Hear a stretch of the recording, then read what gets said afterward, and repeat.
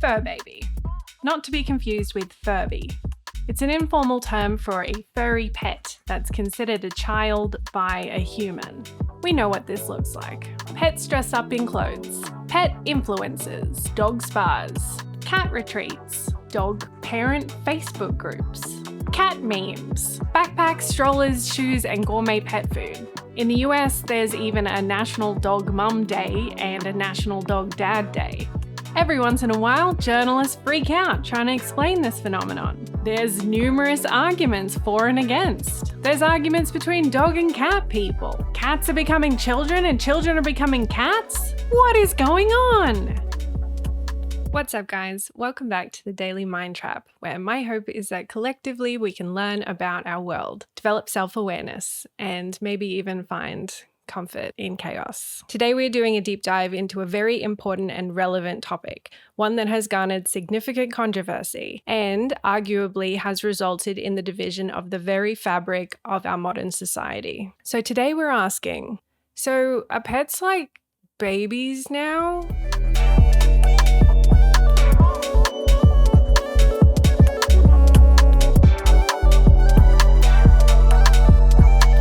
Checked out a good portion of the mainstream opinions, the written articles, the mummy blogs. And one of the main opinions about fur babies comes down to what can only be described as cringe factor. Cringe in this context is that feeling you get when you're watching something really uncomfortable, really awkward, and maybe a little bit funny because it's embarrassing for somebody else. They came bounding over. I think we have a bit of a love-hate relationship with cringe. And look, I'm an absolute animal lover. There's no denying that. But when it comes to fur babies, the image it invokes, the associated behaviors, Her name is Harajuku, and the term itself is pretty cringe. But look, it got me thinking, is this something that is completely unique to modern day times? Have we only just adopted this cringy phenomena? How far back does our relationship with pets and fur babies go?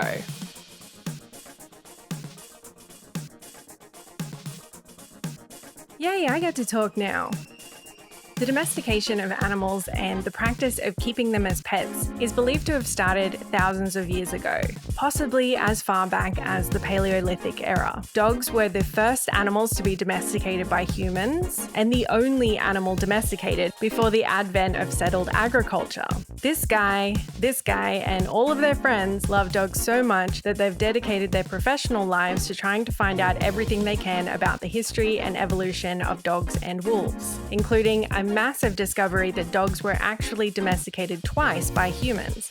Once in Europe about 16,000 years ago, and then again in Asia some 14,000 years ago, from two separate wolf lineages. We know that the human-dog relationship has been significant because how humans have treated their dogs when their dogs died. Archaeologists have found dog graves all over the world, some dating back to at least 10,000 years ago.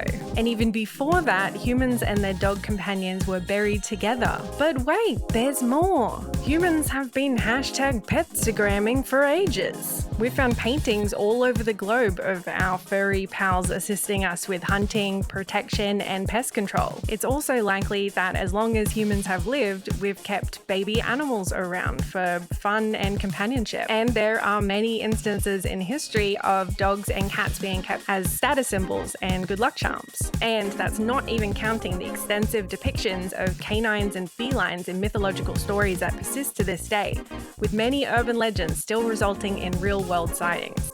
And some of you might be like, yeah, what's the point though? Because all this in the past and it doesn't really matter anymore.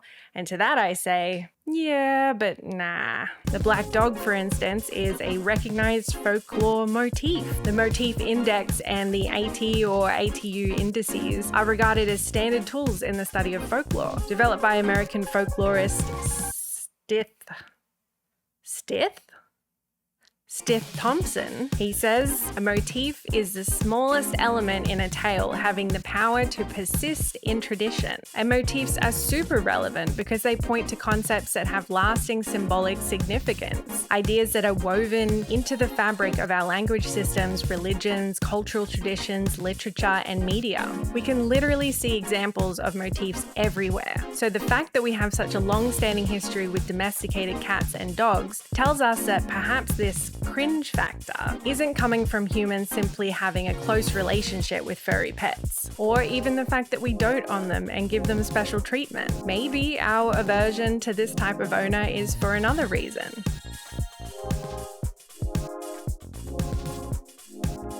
Okay, let's have a look at something a bit more modern. Anthropomorphism?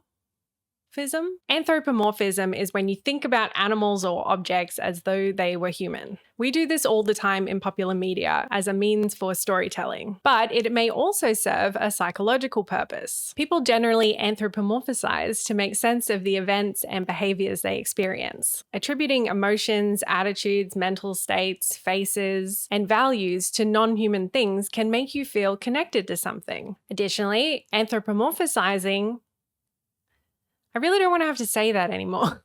Additionally, anthropomorphization might make it easier for you to experience connectedness and empathy. If you tend to anthropomorphize, you might also have more moral thoughts and experience guilt after hurting somebody. But are there downsides to anthropomorphizing? A 2021 study indicated that anthropomorphism might cause misunderstandings that negatively impact your pets. While animals generally get excited to see their human or play fetch, trying to understand your animal's intentions based on human values and emotions can be detrimental. This is because when people treat their pets like children and project human emotions and desires onto them, they also might misread their pet's natural animal communication signals. And while they are our pets, they are also cats and dogs with instinctive animal behaviors, desires, needs, and modes of communication that we should try our best to recognize from their perspective, instead of prioritizing our own egocentric worldview. To confirm, I'm not saying that we should give our pets whatever they ask for, because as we know, pets have evolved alongside humans, developing clever methods of persuasion in order to get what they want from us. In fact, the human-dog relationship is so strong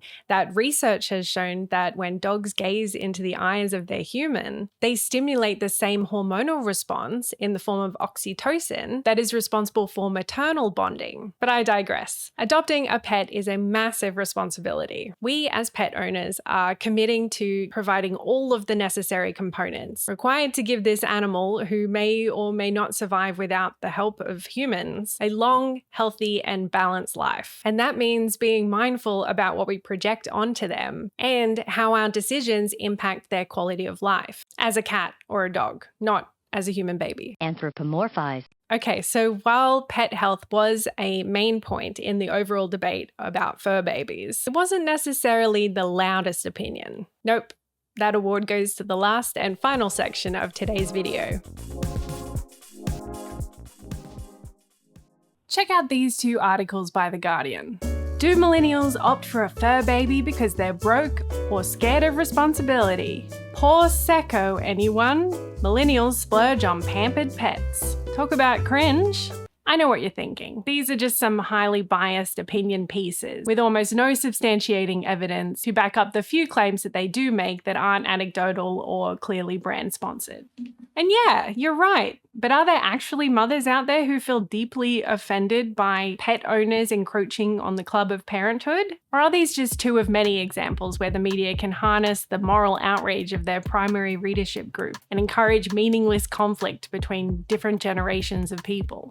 Now, you've probably heard the term moral outrage, which is generally understood by social psychologists to describe feelings of anger which are directed at a third party for violating some moral standard of justice or fairness, Because this outrage is often expressed on behalf of the victim of that moral violation, moral outrage has been described as a pro-social emotion, reflecting a desire to restore justice by fighting on behalf of the victimized. Additionally, though, some research has shown another component to moral outrage, one that is rooted in guilt. Feelings of guilt are a direct threat to one's sense that they are a moral person. Furthermore, research shows that individuals respond to reminders of their group's moral culpability with feelings of outrage at third-party harm doing. Basically, researchers found that when people felt guilty about their own potential complicity in a problem, they also showed more desire to punish a third party with increased moral outrage directed at that target. So perhaps there are parents who feel threatened and have some in-group bias that rejects all outsiders. Or maybe the Guardian thinks their readers are guilt-ridden,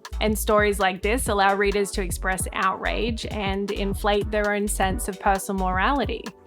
Who knows for sure? What I can say is that these generational culture and class, basically tribal debates that seem to constantly be reflected in the media, reveal key beliefs within our societies that are left over from the past. As we've touched on a bit today, motifs, symbols, and these moral codes are deeply integrated into our languages and traditions. In ye olde times, in order for our societies to remain safe, we rely on these pro-social devices in order to ensure the trustworthiness of those around us. This means that certain antisocial behaviors like infidelity and stealing are perceived as objectionable by general society. Some relevant moral objections include childlessness and single people, excessive exhibitions of wealth and power, and modernity and decisions made by the youth. So we shouldn't act like our opinions towards certain topics like fur babies exist in a modern bubble.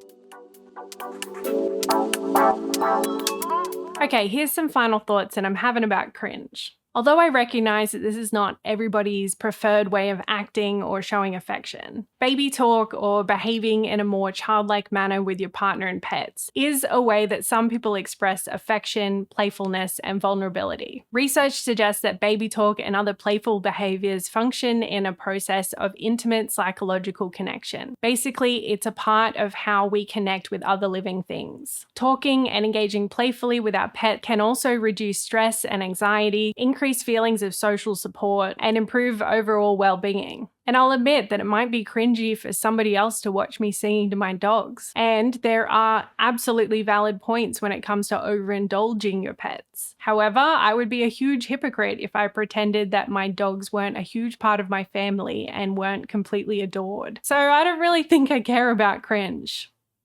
I do what I want.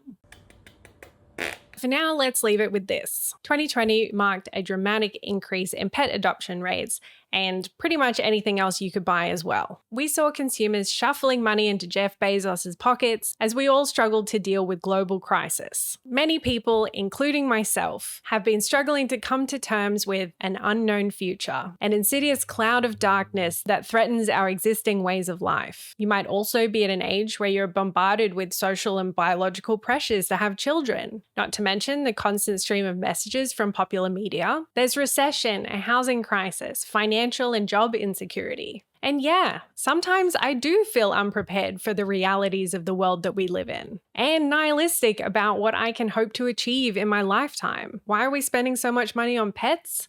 Why are we spending so much money on everything? Pets can provide all sorts of social and emotional benefits to us, giving pet owners a chance to care for another living being and to have that love reflected back at them in a way that seems pure and untainted by all the bullshit around us. Not everyone can and wants to have children. Some people might choose to have pets instead of children. Obviously, I get it, but while pets can provide emotional support and bring meaning to our lives, it's important to remember that they are living animals, not toys for our entertainment. And if you can't drop $4,000 on an unexpected vet surgery, provide obedience training, a fenced yard, or if you work so much that you have to leave the dog at home alone 5 days a week, then maybe get a fish. But what do you think? Are you a crazy cat lady or a dog daddy? Do you let your pets sleep in bed with you?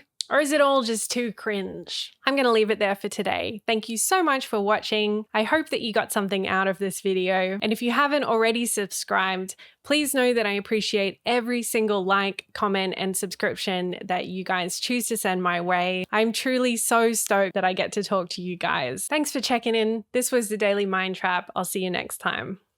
He says, rub my belly. Rub it.